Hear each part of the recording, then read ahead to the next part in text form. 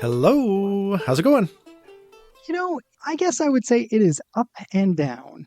I am still kind of in a transitional phase of life here, and every week brings new opportunities and new potential. And of those, every week some fall by the wayside that I was very excited about, and some become reality that I was excited about. And that is a fascinating roller coaster ride that I am living. Mm, I bet. Yeah. But how are you doing? I am okay. I've got 1,000 things on my plate, as always, but I have tried to pause the to-do list this week to tackle one main thing that has gotten left out of my life for a long time now. So the house that we live in has kind of two sides to it. It almost operates like a duplex. The second side of it is more like a mother-in-law quarters. And it has its own hot water heater. And quite some time ago, the hot water heater went out. And I have just not gone and replaced it because we can function just fine on the other side of the house. Well, I went to go replace it this week, and I can't get the darn water to shut off. Like, there's a valve above the hot water heater. I crank down the valve, water still flows. So I go a little bit further up the plumbing system, and there's another valve, and I crank down that valve, and water still flows. And so I've come to the conclusion that both of these valves have failed, and I need to just fix the valves. So I shut off the power to the pump house because we have like a spring that brings us all of our water. And do you know what? Water still flows. This is literally impossible, but the way our house, our spring works, there is like a separate system of like gravity fed water that I thought only ever went to the garden, but somehow it must be piped into part of the house. And to my knowledge, there's no way to turn off this gravity fed water delivery system. And so I am halfway through a project, and I went to the extreme of point of no return. I'm going to cut the old pipe. I'm going to put a new pipe on. And I realize after I cut it that the new pipe is the wrong size. And so anyway, I'm tired of being a homeowner. That's my point. That's how I'm doing. I'm tired of being a homeowner. Years ago when we came out and visited you as a family, I believe the water heater on the other side of your house had failed recently. Oh, yeah, that may Because be.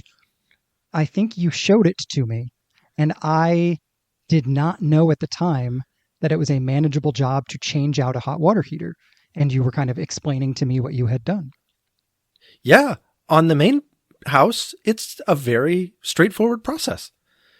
Evidently, not so much in the other side. Gravity's the worst. Yeah, it's bringing me down. All right. Well, awesome. you didn't call to talk about plumbing. What's on your mind?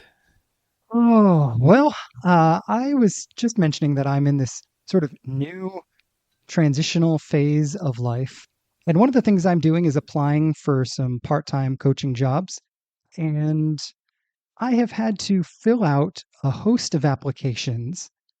And every one of those applications has had an interesting and somewhat complicated question on it for me. And that question is, do you have any of the following disabilities? And one of the things listed is ADHD. And I have pretty severe ADHD. I take very strong ADHD medication as prescribed by my doctor and have been in counseling, and I'm always working on managing that aspect of my life. And I have never fully thought of it as a disability. And every time I filled out one of those applications, I have been stuck with the question of, do I fill out, yes, I have a disability, which is not a way I would normally categorize myself, Or do I say no and deny the fact that I have ADHD, which is also not a way that I would categorize myself? Uh, and all of this brings up all sorts of thoughts and feelings about my own ADHD experience. And so I want to talk today maybe about ADHD, maybe about neurodivergence in general. I'm super interested to hear, we have been friends for so long that we were friends long before I understood that I had ADHD, all the way through the last 20 years of me working to understand this, getting on medication. I mean, you've been friends with me through the whole journey. And so I just want to talk about ADHD today. That's super fascinating. I would never have thought about that as a disability either. And I actually don't know what I think of it, but I can imagine how complicated that would be to put on an application. And I recently read a book called Demystifying Disability, and it was an interesting take on just all the types of disabilities that are out there and all of the different ways that we think of disability and approach people that have disabilities. And some disabilities are visible, others are very much not visible, and you wouldn't ever suspect that they have a disability. And I very much humanized it, which is great, and almost universalized it, because you could turn around and, picturing somebody on a subway or at a stadium or something, and the stranger next to you, whether you can see it or not, very well may have a disability. But even after trying to expand my worldview, never did I even consider ADHD might fall into that category. Yeah, no, me either. And like I said, I deal with my own ADHD every single day. I have an alarm on my phone that reminds me to take my medication, because how do you learn to remember to take medication that's designed to help you remember stuff? That's a weird thing. So I have to deal with it then, and I have to deal with it every time I interact with somebody who is not neurodivergent, who thinks in the quote unquote normal way. Yeah, I mean, I think about it every day. And neurotypical, by the way, neurotypical. Yes. What did I say? Non-neurodivergent? The quote unquote normal way. And I like neurotypical because yes, it avoids that word normal. Yes, I agree. Thank you. Normal has some sort of almost moral or should behind it. Yeah. That is not at all what I intend. I really just mean a person whose brain generally operates the same way as generally everybody else's. Hence the typical, literally neurotypical. Yep. Right? Yeah. Exactly. And so that's a much better word. But yeah, I just wouldn't have. And it doesn't make any sense not to think of it as a disability, because it impedes my functioning every single day. And if I did not believe that, I would not take a medication for it. And I am a vastly healthier, happier, and more productive human being because I take a medication for it. So clearly, I think it disables me in some way, shape, or form. But disability is a word that almost has a capital D in our culture. Yeah. And I love what you were saying that book says, because I'm embarrassed to admit this, but I don't know that I want to be one of those people who is disabled. Sure. Because that's a sort of permanent thing. And B, even if I do have some kind of disability, do I want to acknowledge that? Like, one of the calculus equations that's going through my head as I'm filling out this application is, okay, they're asking this on an application. Are they more likely to hire me because I'm acknowledging I do have it? So look, yay, they're hiring people with disabilities. Or are they less likely to hire me because I'm acknowledging this? Because, I'm not sure if we can work with this person because they have a disability. And I don't really love either of those, so I don't really like the fact that they're asking. Which, gosh, that's such an interesting perspective because I wonder if, like, I imagine that's not the only checkbox, right? So take your pick. I imagine there are people in all the other checkboxes that have a similar experience. Like, why do you want to know? No, absolutely. It's right next to, are you a veteran? Hmm. Which feels to me, as somebody who's not actually a veteran, maybe a vet would feel differently, that feels more neutral emotionally to me. Like, I have nothing but respect for those who have served our country, nothing but appreciation for them. I can't imagine a stigma that is associated with that, but I'm sure there is. I'm not saying there isn't. I'm just saying I have only one perspective on that. That makes it feel like that would be a fairly cut and dry one. But you Yeah. raising that question is making me think, oh, yeah, I wonder if vets feel the same way. Why are you asking me if I'm a vet in order to apply for this job? If I have the credentials for it and the experience for it, what do you care if I'm a vet or not? Yeah. Well, I think with the vets, it actually works in their favor in a lot of ways because in a lot of jobs have veterans preference points. So I know at the city that I work for, when they are hiring, they have like, candidates score a certain amount of points based on the things that they've submitted. And then the veterans get a couple of extra points thrown on in addition to. So it doesn't necessarily guarantee you're going to move on to the next phase of the hiring process, but it certainly doesn't hurt. So that's actually, I think, a favorable thing for most people to check. Like I said, that's why I am not less bothered if I'm getting points for my disability than if I'm losing points for it. Well, at least the veterans thing is like, I chose this. I went and did this and I served in this capacity and now I'm getting some benefit for it, which I think is a very different thing than like, I happen to be neurodivergent. And so now you're going to give me points for that.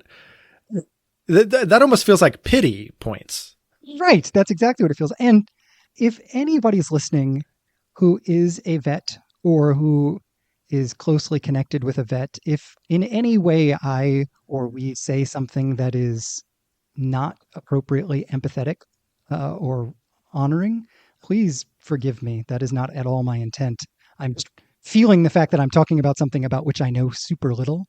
And so I just want to make sure my intent is out there. But yeah, it's let me ask you. Weird. Let me ask you this. So you talk about your intent in terms of speaking about the job application and stuff, but this is something that's very personal for you, something that as you have gone through your adult life, and as you said, I've gotten to see this as your friend, you have had this growing understanding of ADHD and its effect on your life and how you're going to deal with it. And we've been doing this podcast now this is episode 94. So like you've mentioned it, but this is the first time we're like doing a full scale podcast episode on ADHD. So what is your motivation for wanting to talk about it? I think there's several things going on in my head here. One is what you talked about how on some level, no one's neurotypical. We all have something that makes us different or other. And learning to get inside other people's heads is so important. And this particular issue, the issue of ADHD, comes to mind for me because it's something I wrestle with all the time and have often felt misunderstood, even by people who know about ADHD, even by people who know me well, even by people who are well-meaning. I've just often felt very misunderstood. And so I think my driver is to say, it's okay to acknowledge a classification system. I at least I grew up in an era when don't label me was a sort of thing that people said about all sorts of things. There's nothing wrong with a label. A label doesn't mean everything about me is known or understood, but it is a good starting point. Whether I call myself an introvert as a label or call myself someone who deals with ADHD as a label. Now, I don't necessarily want other people to apply those labels for me, but if I'm willing to apply those labels, that can be quite helpful. as a starting point to understand me. So yeah, I guess that's my major reason is just this is a good example of a thing that is often misunderstood, that is a reminder that whatever thing other people are dealing with, if I'm not dealing with it too, and even if I am, their experience is easily misunderstood. Yeah. This word misunderstood has come up a couple of times. And man, that word really hits home for me because as your friend, I don't want to misunderstand you or throw you into a negative bucket. But I have to admit that one of my categories for understanding ADHD is the hyperactive kid in a classroom who can't sit still and can't focus. And ADHD conjures that image almost immediately. And an adult dealing with ADHD just doesn't necessarily cross my mind. So it's, I think, fascinating to hear an adult talk about ADHD. But here's the other thing that why, quote unquote, being misunderstood is so key for me. So my wife has recently suspected that she deals with ADHD. And she's taken some of these tests, like her doctor gave her a questionnaire to fill out. And, you know, she filled that out and was like, oh, yep, that's ADHD. And so it's fascinating for her to be in her 40s and to kind of discover this about her and what that might mean. And I have to admit, I have really misunderstood her all these years. And I struggle to change my mental framework in light of this term, this disability, ADHD. And so, yeah, this word misunderstood, it just resonates with me and in ways that I would really rather not admit. Yeah, that makes sense, especially with the stereotype of ADHD, which I was as a child. The challenge is that not only is it different for an adult, but even for little kids who are girls, it tends to not manifest that way. Right. It manifests drastically different in girls Yeah. in ways that can be completely missed. Exactly my wife's experience. Yeah. Yeah, that makes sense. I mean, from what I'm told, and I actually don't know a lot of women who can share their experience with this, but from what I'm told, it can function far more like zoning out than hyperactivity is one way to understand the difference. Because at the end of the day, the real thing that's going on with ADHD, if we want to oversimplify it, is the part of the brain that is the control center that determines what am I going to pay attention to? How am I going to respond? That control center of the brain, somebody said it's like that was hijacked by a goblin. And so it's not that folks with ADHD can't pay attention. I have a profound ability to pay attention. If you ever sit down one-on-one with me, I will listen to you and you will think there is nothing else going on in my world, even if I just had horrible news, because I can set aside everything and listen to a person. I can hyperfixate on a conversation. But that's about the only thing I can do that on. Because the real issue is I can't always control what I pay attention to. That's where the goblin is in control and I'm not. So if you don't mind, I would love to ask, in what ways have you felt misunderstood as an adult? Because here's the thing I think is really fascinating to talk to an adult who can put language around ADHD. Because my mental image is of a child that probably doesn't have language to describe what's going on for them or how it feels to interact with others in light of ADHD. And so how have you felt misunderstood? How has this crept up in the way that you interact with the world? Sure. I think on the one hand, I don't know if this is just as an adult, but all through my childhood, I feel like I was perceived as lazy because I wouldn't finish tasks. I couldn't get things done all the time. When I did them, they were done sloppily. I wouldn't see or remember tasks that were given to me. I could have a whole conversation with somebody about a task and then not know I needed to do it. So that's one way. The other, one of the key kind of kid statistics about ADHD.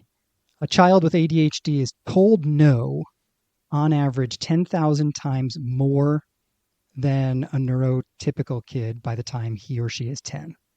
Whoa. Yeah. No in the broadest sense.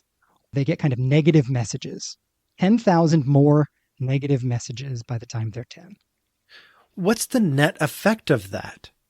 I mean, a general sense of ineptitude or unworthiness or shame, a comprehensive sense of less thanness or inadequacy, that you're always, every minute, you're proving your worth.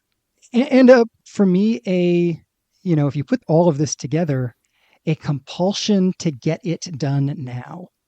This is going to be a little bit more black and white than I mean it to be, but I'm a loser if I don't accomplish the task. And if I don't do it right now, I'm going to forget. So I better do it right now or I'm a loser.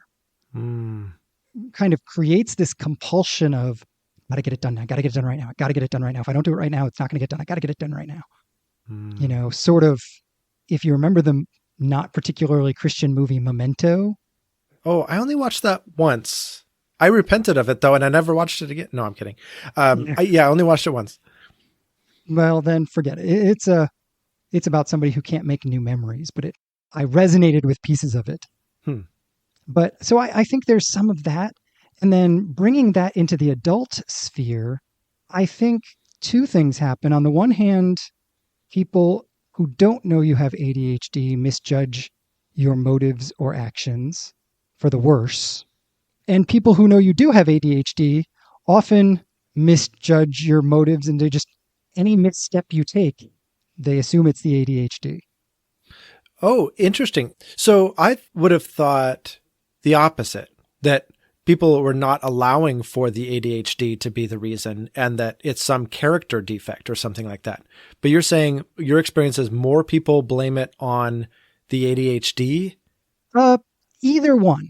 There's some of both. There's the, why didn't you get this done? Like, you're a bad person kind of thing. But most of those aren't people that I'm allowing into my life.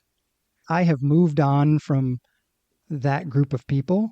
If somebody's disinterested in believing in ADHD or something, I'm probably not having a real conversation with them because we're not in the same place.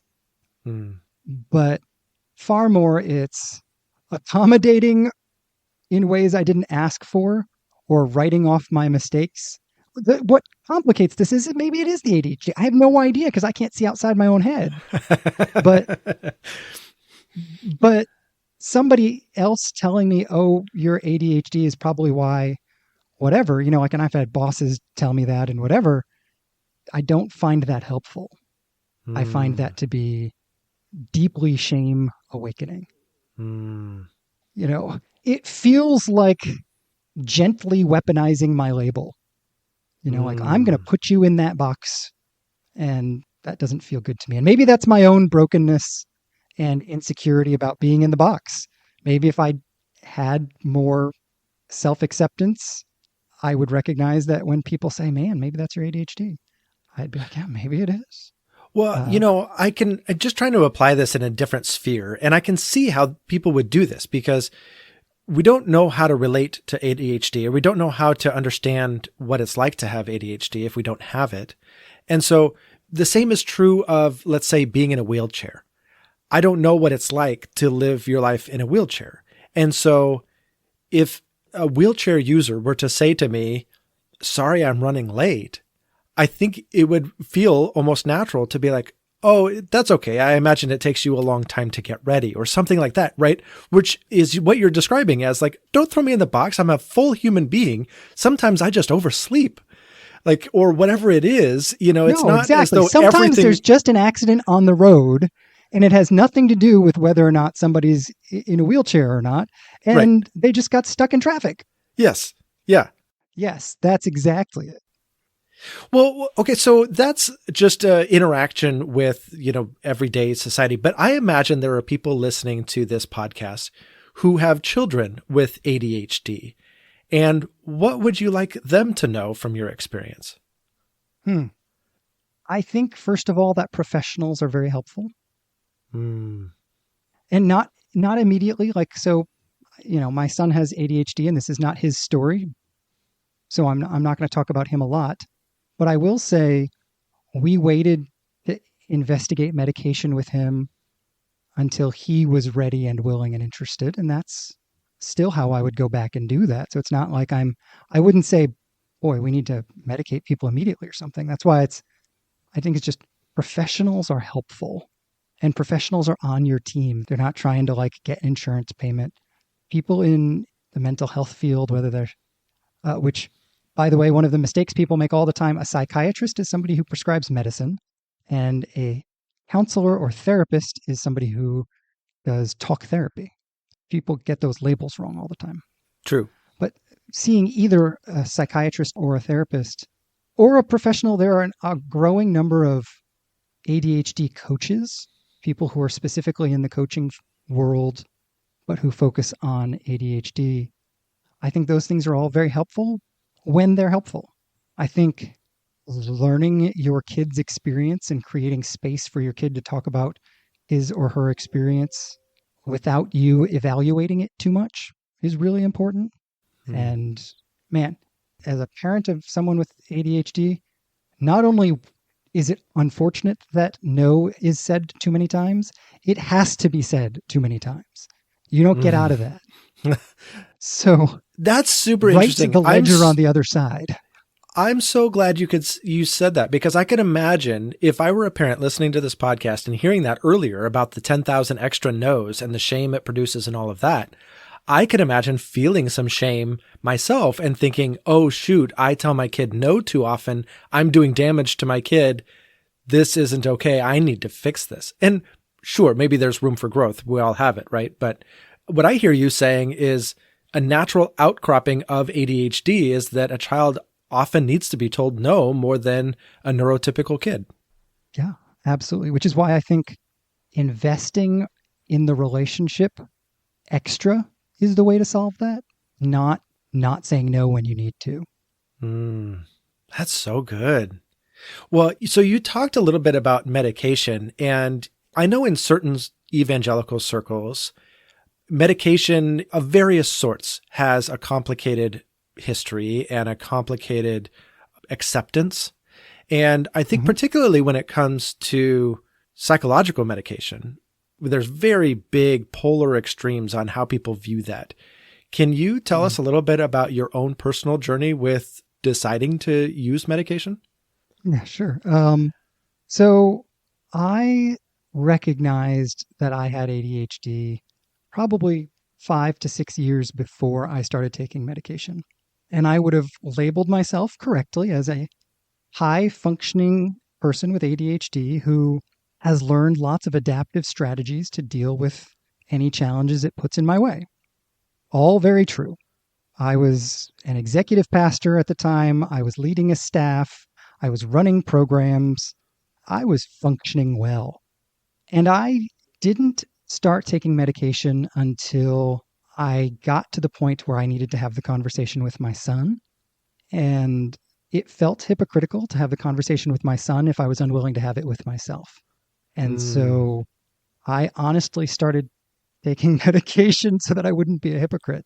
But then the difference for me, there's 2 or 3 things. Number one, people say all the time, I'm going to come back to that later, or I'll do that later. And they don't do anything about it. They're just sort of mentally log, and then a flip switches later on in their brain. And they think of that thing again at a convenient time. Until I started taking medication, that had never happened to me. And I fully believed every time somebody said that they were full of BS. Like, I comprehensively believed that was a stupid thing to say that people were saying because they were too lazy to write it down. And I fully remember the first time that ever happened to me when I said, man, I have got to remember that later. And I couldn't write it down because I was driving or something, whatever. That night I was in my house. I had my fridge open and the switch flipped for the first time in my life. And I remembered the thing that I needed to remember. It almost knocked me off my feet because genuinely had never happened to me in my life. Wow. And that was a direct result of taking medication. 100%. It wasn't therapy. It wasn't, because that's a brain functioning issue. You can't therapize your brain into working. Um, you know, you can, that's just not how that works. You can take medication that helps your brain work better. So there was that. And then there was the experience of being able to be patient with multiple stimuli. For example, just a real concrete example of this is before I started taking medication, if my dog was barking, again, ADHD is I can't control my attention. So every bark that came out of my dog got my full and undivided attention to the degree that it erased everything out of my mind, completely against my will. Yeah. That is rage inducing for me. I mean, I would get so angry. And when I started taking medication, my ability to control where my attention goes certainly is not great, but at least I can hold on to the other thing, notice the fact that I'm being distracted by the dog, know that it's going to end and come back to the other thing and not be completely lost. Because beforehand, for the medication, it would be, I'm now listening to the barking dog and I don't know what I was thinking before. I know it was about this project, but what was I thinking about this project? I don't know. It's gone. And I don't know how to get it back. And having that happen, a dog can bark 100 times in 5 minutes. You just turn into a crazy person.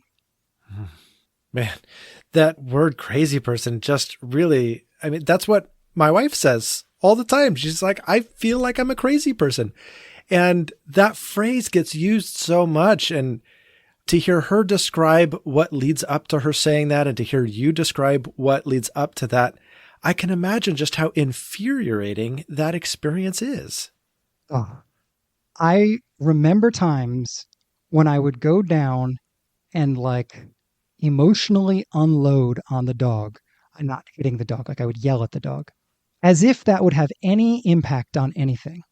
But Sure. I just could not control how angry I felt at the dog being able to control my brain. Yeah. And not being able to escape. And I'm highly auditory in the way that I process. So it wasn't just a dog. That's just an example. It's every single sound. So going through life with every sound disrupting your flow. And the medication, again, helped me have the ability to say, I'm going to focus on this thing, this conversation, this podcast, this project, this person. Not perfectly by any stretch.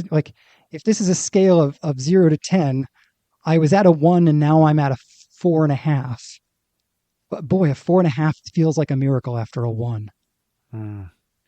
So I know we want to move on to other topics here on the podcast, but before we do, I would love to know, you talked about the idea of being misunderstood. Can you tell me what it's like, or maybe describe an experience of actually being understood and feeling comfortable with somebody in light of your ADHD? How do you know when somebody gets it and you can feel comfortable with them? I can only think of 2 experiences that have ever felt that way to me. And both of them were trained professionals. One was a psychiatrist and one was a therapist. Both weren't trying to tell me what my experience was like. They both were just listening to my experience.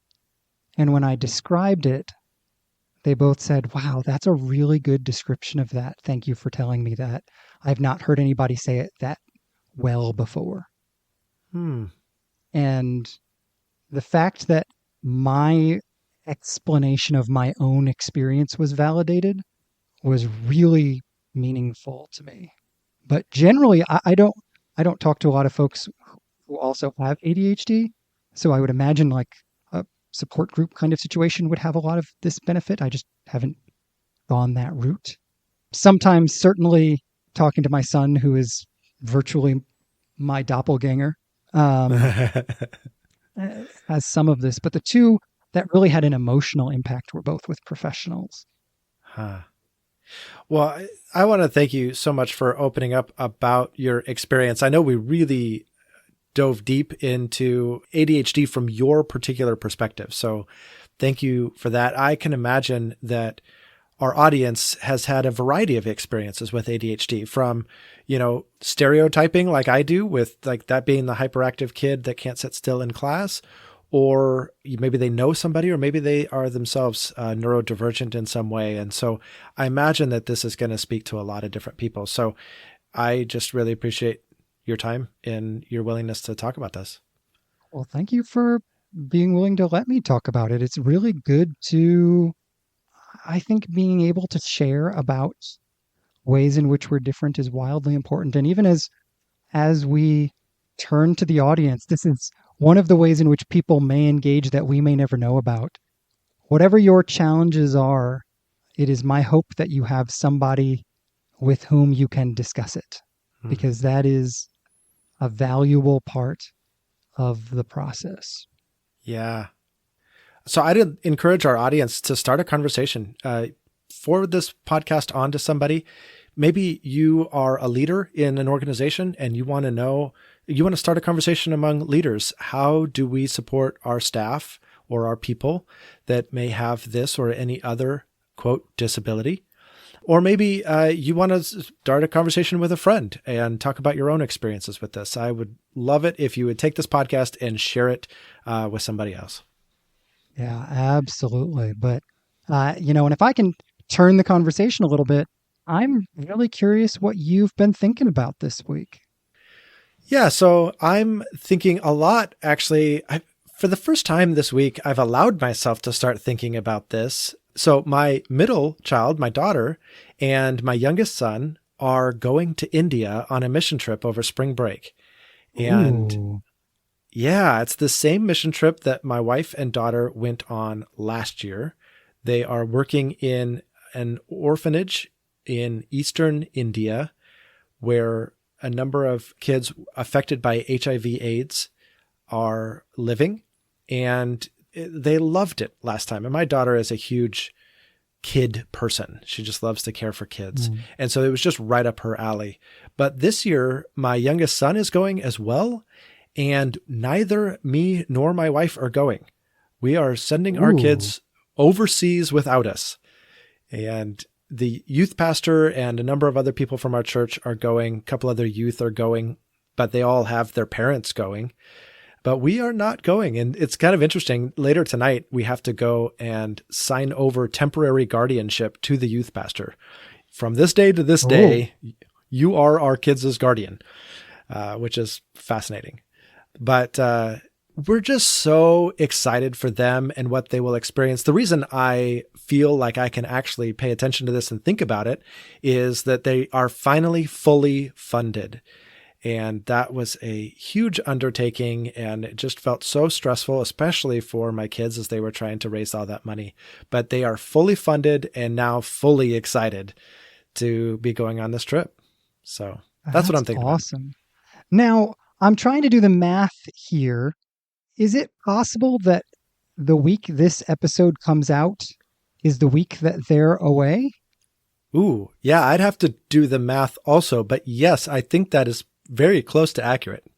So, if you are listening to this, I would invite you to take a moment sometime this week and pray for that trip, because that's a really exciting opportunity that they have. And for God to work through whatever's going on that trip would be a really exciting thing. Yeah, it really would. And I'll tell you what, the kids in the orphanage, they look forward. So our church partners with this organization and with this orphanage in particular. And so we send teams out there twice a year. And so these kids just get so excited to see people that they've built a relationship with, or at least people from the church with which they've built a relationship. So yeah, they just light up. It's a cool opportunity. So I'm so stoked. That's awesome. Yeah. But how about you? What have you been thinking about? Oh, well, I am getting ready to preach in a couple weeks at my church for the first time, which is super fun. And I'm just really intrigued by the passage that I'm going to be preaching on, which is Luke 8, 16 and following, Jesus has just done the parable of the sower and he explained it. And this is the part where he goes from explaining the parable to this idea that no one covers a lamp or no one lights a lamp and puts it under the bed. Remember that? Yeah. And then he says, "For nothing is hidden that will not be made manifest, nor is anything secret that will not be known and come to light." And there's a million things I actually think Jesus is saying. This is incredibly dense. But one of the things that I think is really interesting is that the language here, if I'm understanding correctly, one of the words Jesus uses is almost a technical word from the Greek mystery religions. And the mystery cults really were this active, sort of secretive religious group that on some level actually parallel the way we do religion in a secular society today. Religion as something that is personal, it's between me and God. That was kind of where they were at. And then on the other side of the religious fence back in Jesus' day were the very formal, very public religions that were universal, celebrating the well-known Greek and Roman gods that were really as much about civic identity as they were about religious identity. Mm-hmm.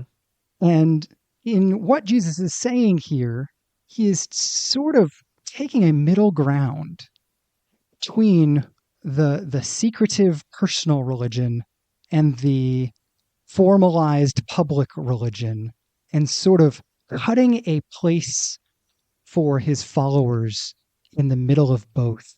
And the way in which these cultural factors appear to be on Jesus' mind, because even one of these mystery religions, the most well-known of them was about the death and life cycle as it was symbolized in wheat. And so for Jesus to be saying this right after the parable of the sower, again, sort of builds on the fact that he's working with mental images and ideas that his people know. And it's just fascinating to me how much richer what he has to say and how much more systemic what he has to say is when you know the cultural context.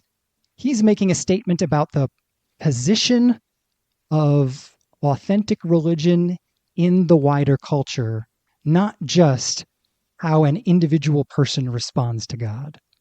And that's fascinating to me. Yeah, no doubt. Makes me want to read that passage again. You said that's from Luke 8? Yeah, it's Luke 8:16 and following. Okay. I love that. And I think that's the kind of stuff that makes for great sermon content because it just brings the text to life so much. But then that's just the cool stuff about study. You never know when you're going to pick up a nugget like that and go, oh, now I see this just in a brand new way. Yeah, absolutely. Absolutely. Anyway, I have like 15 really interesting thoughts about this. If I had known the text I was going to be preaching on a little bit earlier, I would have asked you to do an on-air conversation about it, but I didn't know it early enough to give you time to prep. Sure. But it's just a fascinating little text that I think we often misunderstand. So there's that word again. Yeah, there it is. Misunderstand. We got to be careful about that. But speaking about being misunderstood, I think it's important to close up with a formal opportunity for everybody to be misunderstood with a Which Josh question. Okay. All right. I love the transition and I love the Which Josh question. So let's do it. All right. Here it is. This week's Which Josh question is, which Josh is taller? Oh, I think that's me. Yeah. It is you. I'm pretty sure. Yeah, I'm pretty sure as well. But we're not in the same place enough for me to be absolutely sure, but I'm 98% sure I'm taller than you. Yes, I am equally. So I'm just under 5'10", and I think you are closer to 6 feet. Yes. Yeah, I'm pretty much dead on with 6 feet. Okay. Yep. So there you go. Yes. There you go. We often have like a little story that goes with a Which Josh question or something fun, some little tidbit. I have no tidbit. Like Okay. Oh, I'm that's taller. hilarious. See, we have a list of these that we work off of, and you put this on the list, I believe. Oh, And so I you're thought saying you it's my did. fault that I don't have a story? I thought I act. It's not that your fault. I don't care if you do or not, but I thought you had a story Oh, until just now. Apparently, well, could you lie and make one up for us? yeah. So the last time we were together, I started noticing your bald spot. And when you didn't even notice it, I started having a little conversation, side conversation with your kids. And I'm surprised that they're not pestering you about it. How was that? Did you, Oh, you want it's to, go great. back to having no story? I have I have the thickest hair. Like I have genetically very thick hair. That is not a problem I think I will ever have, but we'll go with it. All right. I think we should just have a different Oh, conversation next week. all right. You on for next week? I'm ready. All right. I'll talk to you then. Okay. Bye bye. Bye.